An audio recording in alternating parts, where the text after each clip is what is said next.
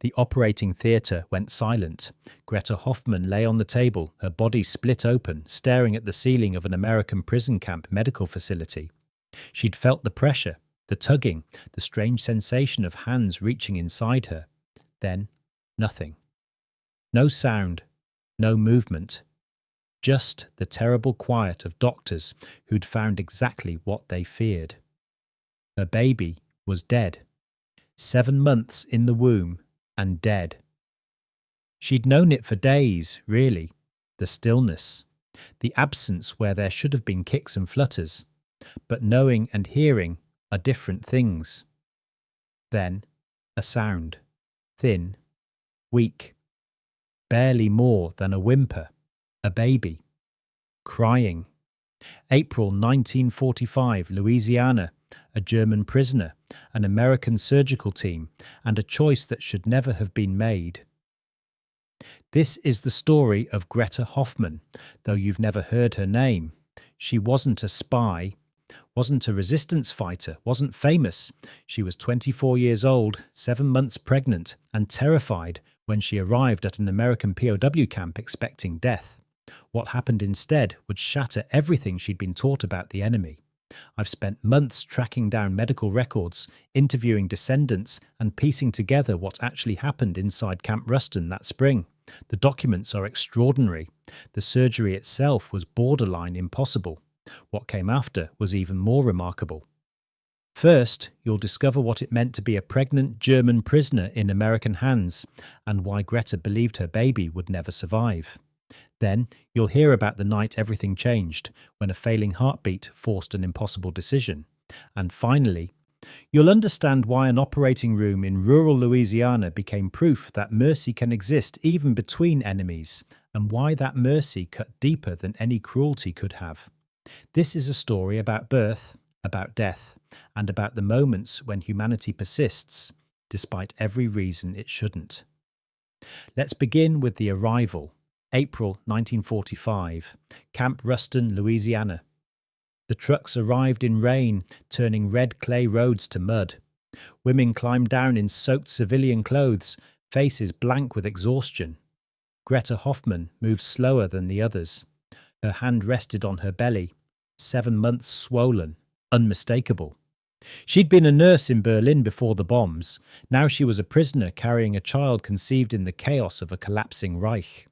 The other women glanced at her stomach with pity and discomfort. Pregnancy in captivity was a burden no one wanted to acknowledge.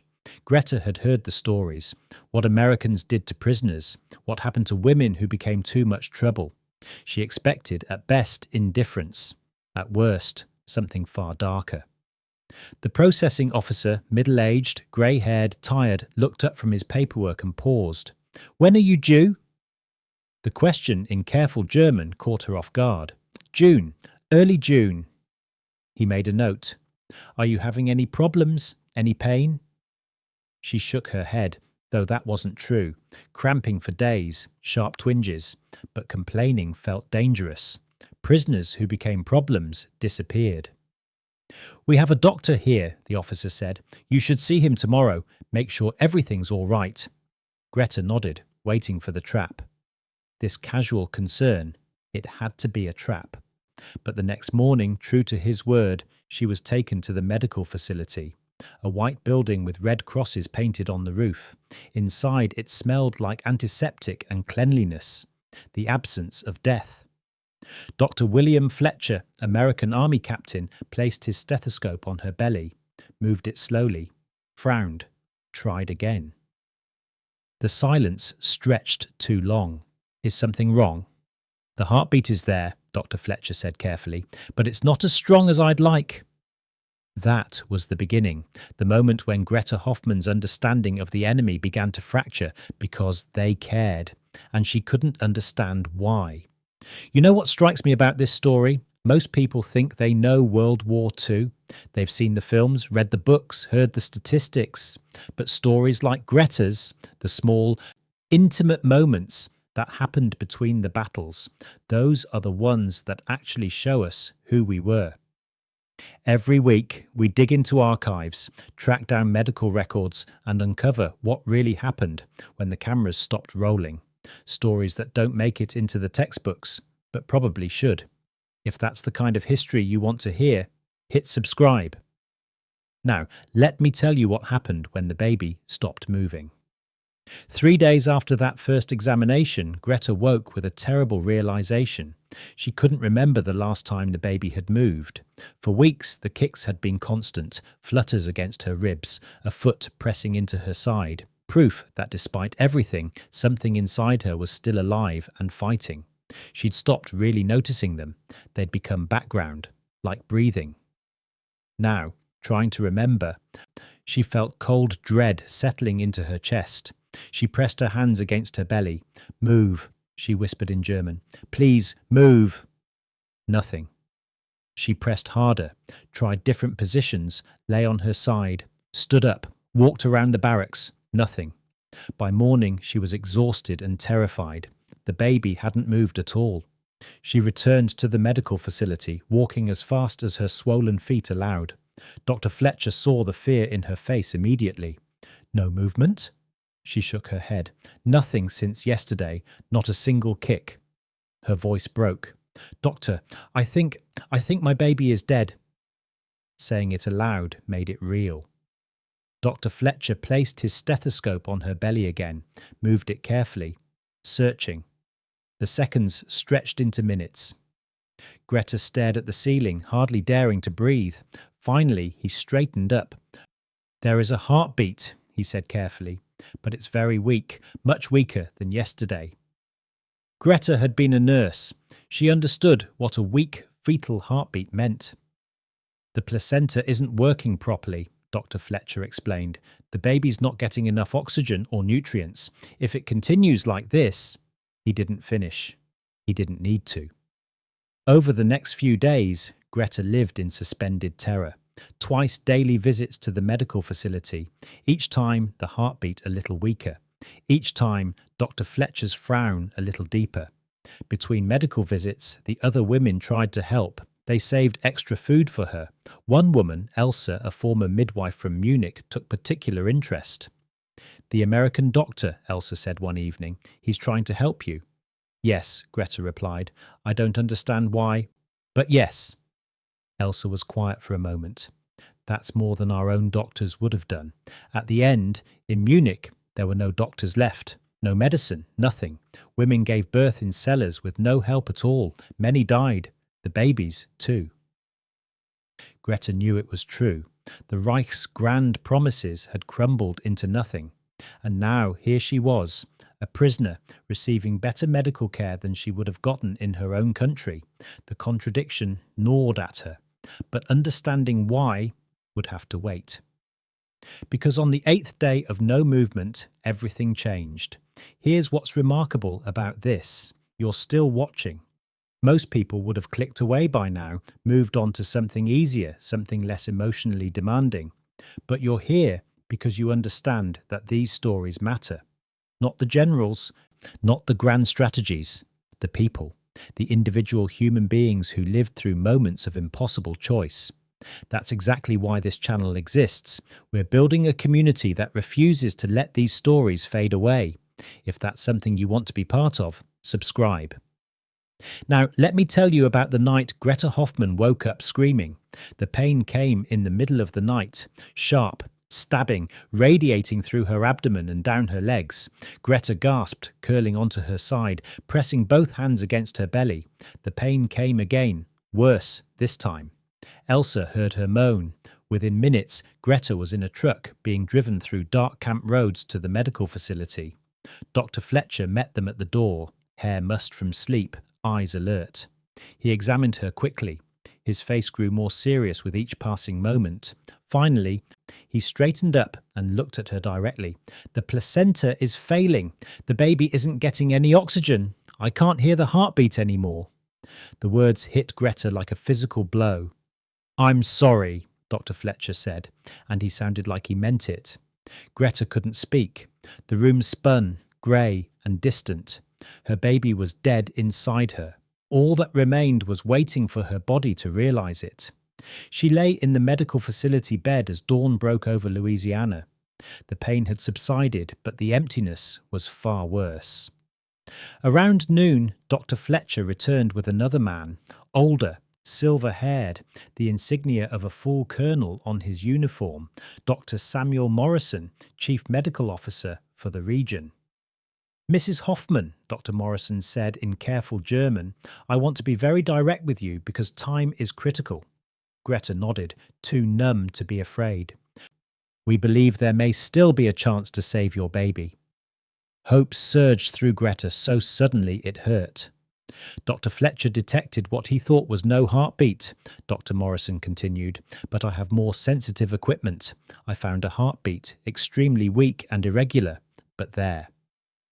The baby's alive, barely, and it won't be for much longer, hours, maybe less." The hope died as quickly as it had flared. "Then what can we do?" "We can deliver the baby now. Emergency surgery, a caesarean section." Dr. Morrison paused. "But I need to be honest about the risks. You're only 7 months along. The baby's premature. Even if we get it out alive, the chances of survival are maybe 50%. And the surgery itself is dangerous. You could bleed. You could develop infection. In a fully equipped hospital, I'd say the risks are manageable. But here, in a prison camp with limited resources," he trailed off. Greta understood. They were offering to try to save her baby, but there was a real chance she would die in the attempt.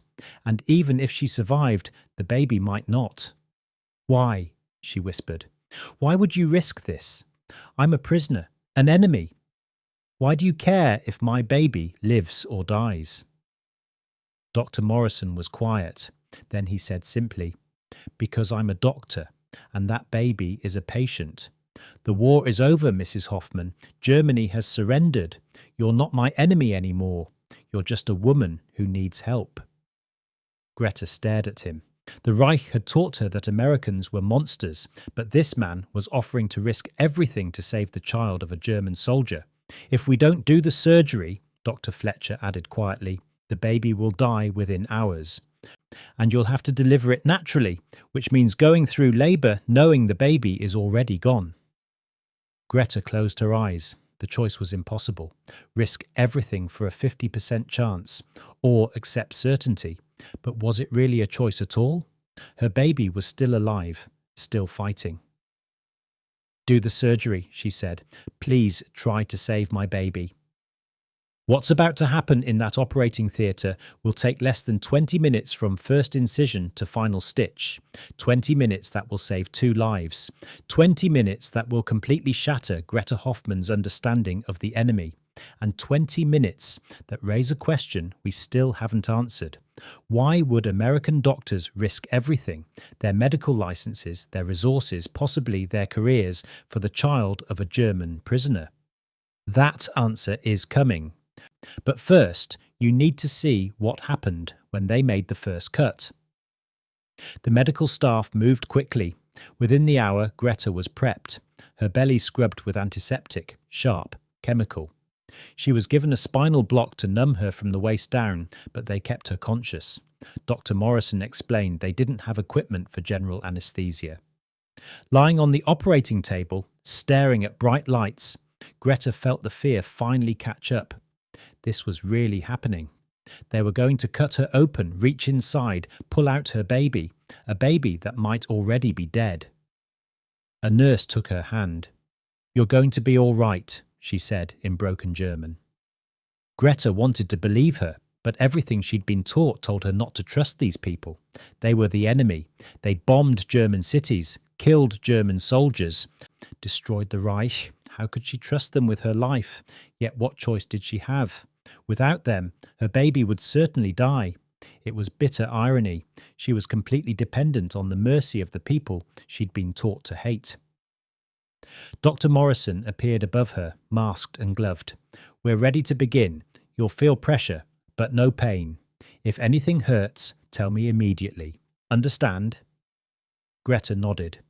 "All right," Dr. Morrison said, his voice calm and steady. "Let's bring this baby into the world."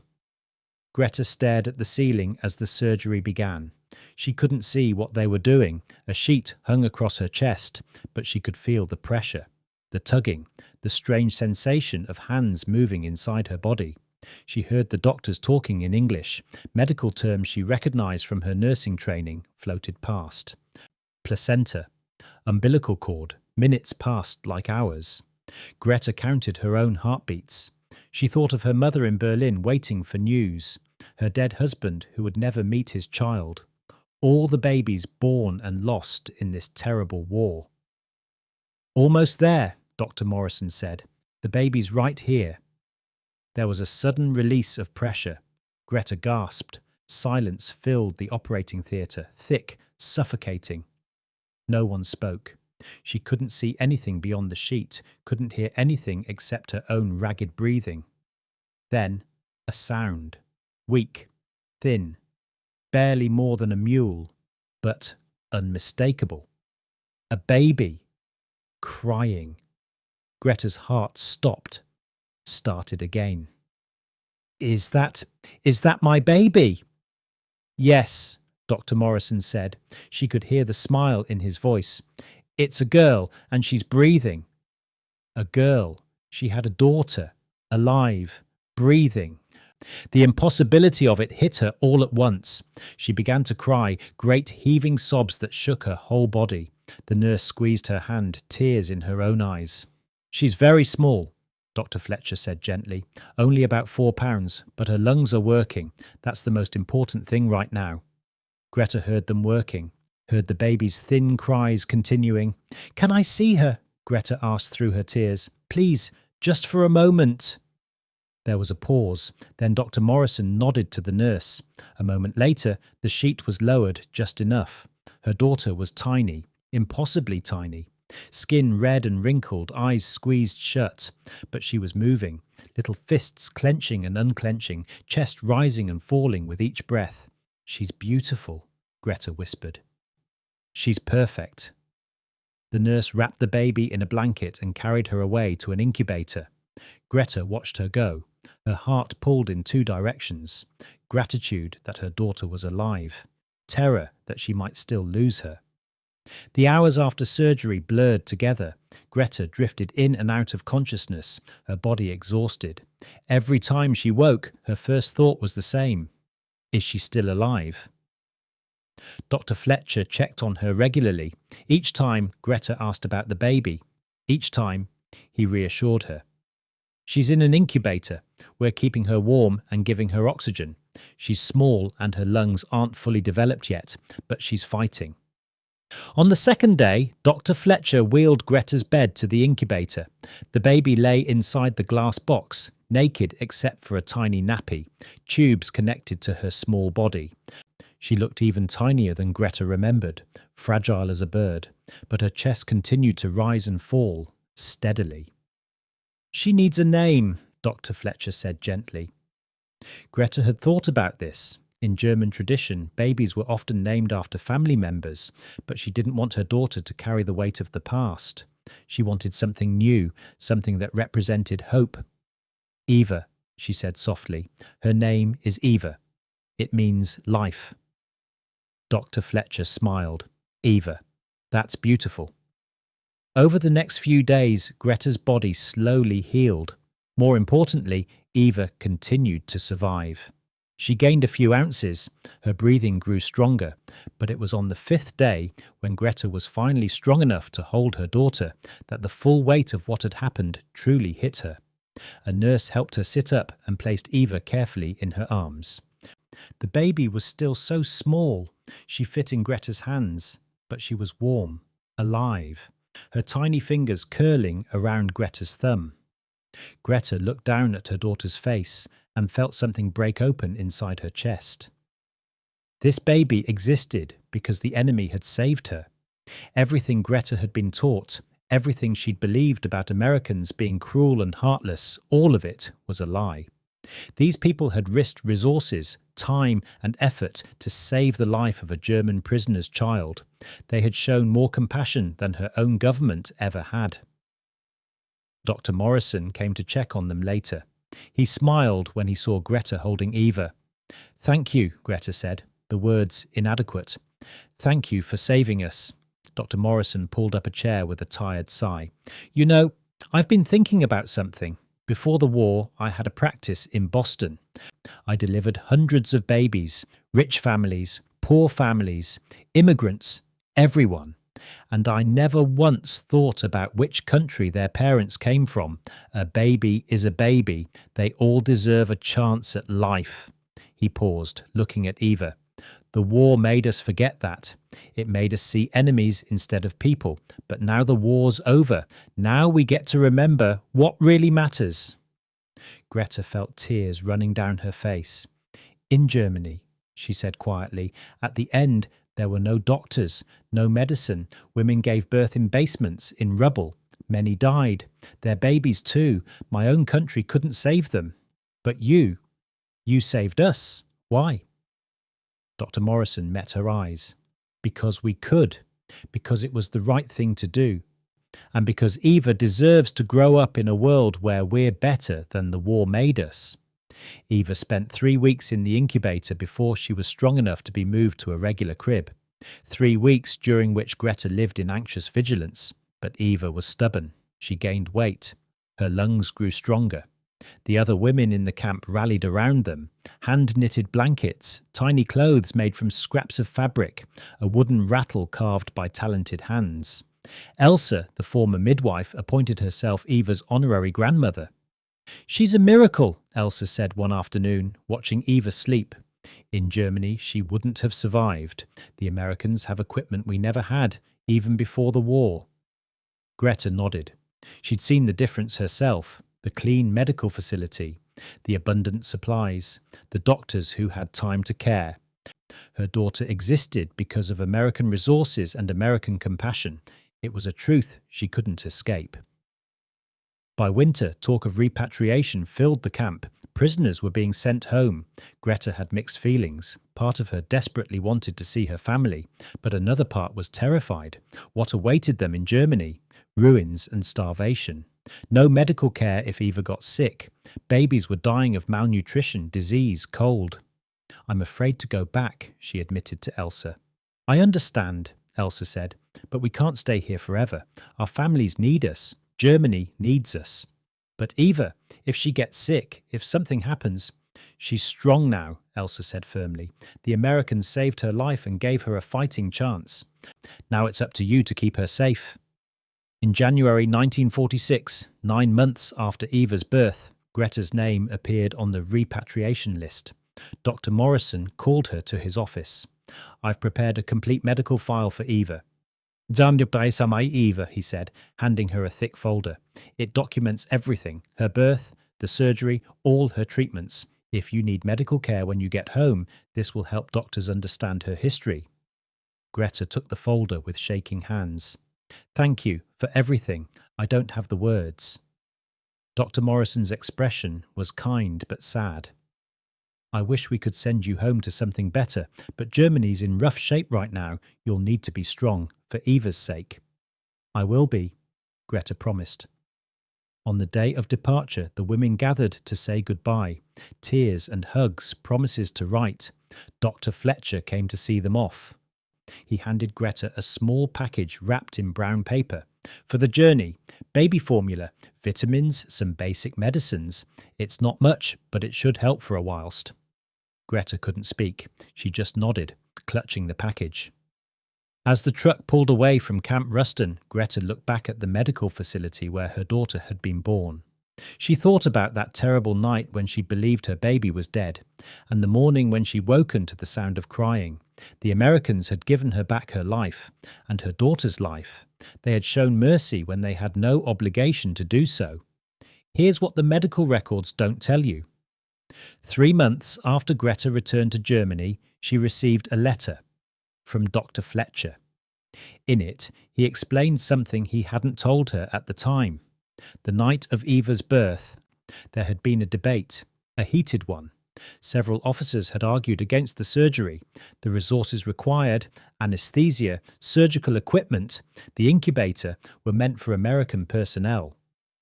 Using them on a German prisoner, especially for a high-risk surgery that might fail, seemed wasteful, reckless even. Dr. Morrison had been given a direct order to reconsider. He'd refused. "I told them," Dr. Fletcher wrote, "that if we weren't willing to save a baby's life simply because her mother was German, then we'd learned nothing from this war, that we'd become exactly what we'd been fighting against." Dr. Morrison had been reprimanded, not officially, but quietly. His superiors made it clear that his judgment had been questionable, that he'd shown poor leadership. He never expressed regret. In his letter, Dr. Fletcher included something else, a photograph. Dr. Morrison standing in the medical facility, grey-haired and tired, looking at the camera with the same steady gaze he'd had when he told Greta her baby might live. On the back, in his own handwriting, "For Eva, proof that she was worth fighting for." Greta kept that photograph her entire life. When Eva was grown, married, with children of her own, she asked her mother about the war, about the camp, about the Americans. Greta told her the truth. "They taught me something important," she said. "They taught me that humanity doesn't stop at borders or battlefields, that a doctor is a doctor, a baby is a baby, and mercy is always a choice." She showed Eva the photograph. "Your life exists because someone chose mercy. Remember that. Honour it by showing the same compassion to others." Eva kept that promise. She became a nurse, spent her career working with refugees, displaced people, anyone who needed help regardless of where they came from. When people asked why, she told them about a German prisoner and an American doctor and an operating theatre in Louisiana where mercy proved stronger than war. The operating theatre became more than a place of surgery. It became proof that even in war, even between enemies, humanity could persist. For Greta Hoffman, the sound of her daughter's first cry became a symbol of contradiction. Life when she expected death, mercy when she anticipated abandonment. It reminded her that even enemies can show compassion, and that sometimes compassion cuts deeper than hatred, because cruelty would have confirmed everything she believed.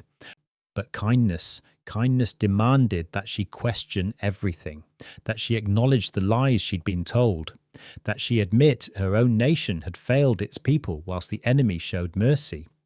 That's the uncomfortable truth of this story. Greta Hoffman survived because the people she'd been taught to hate chose to save her. Eva lived because doctors who owed her nothing gave her everything. And the lesson, if there is one, is this. The hardest thing to accept isn't that our enemies can be cruel.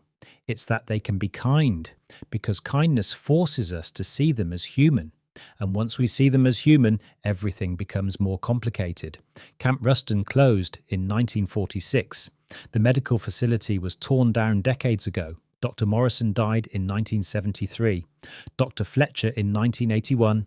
Eva lived until 2019. She was 74 years old. At her funeral, her daughter read from a letter Greta had written before she died.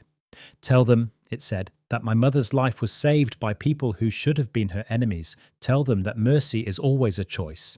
And tell them to choose it, always, because that choice, that single choice, echoes through generations."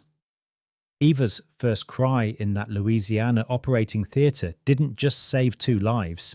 It created a lineage of compassion that continues today. That's worth remembering. If you made it this far, thank you. Seriously, videos like this take weeks to research and produce. They only exist because people like you actually watch them all the way through and understand why these stories matter. If you want more stories like this, stories that dig deeper than the documentaries, that find the human moments inside the history, then subscribe. And if you really want to help these stories reach more people, share this video. These people gave everything. The least we can do is remember them properly. I'll see you in the next one.